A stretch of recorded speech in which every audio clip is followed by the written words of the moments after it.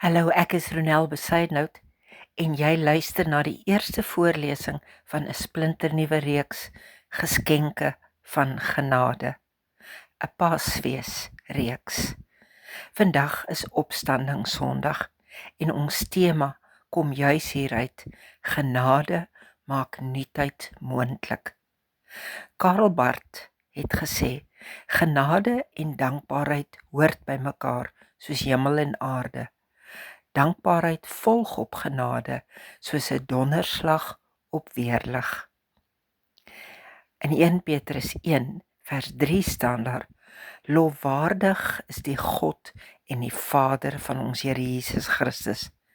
Dit is hy wat ons in sy groot ontferming deur die opstanding van Jesus Christus uit die dood opnuut verwek het, sodat ons 'n lewende hoop mag hê. Paaszondag herinner ons dat genade nooit net 'n mooi woord of 'n godsdienstige idee is nie. Genade is God se lewende krag wat nuwe lewe oopbreek waar ons net einde sien. Die opstanding van Jesus verander die manier waarop ons na ons eie lewe kyk. Ons hoef nie vir altyd vas te sit in gister se mislukkings, vrese of gister se teleurstellings nie. God se genade bring 'n nuwe begin. Daarom kan Petrus met soveel vreugde uitroep: nou reeds het ons 'n lewende hoop. Paasfees beteken dat ons lewe nie vasgesluit bly in die grafte van skuld, spyt of moedeloosheid nie.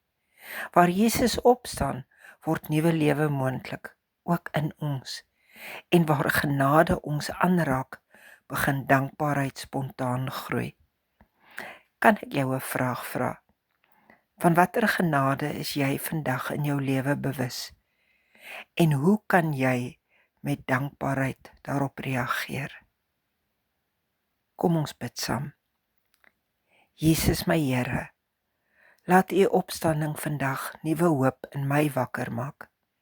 Help my om met 'n dankbare hart te leef en my lewe oop te hou vir die nuwe begin wat U gee. Tot môre, wanneer ons gesels oor genade wat nuutheid moontlik maak.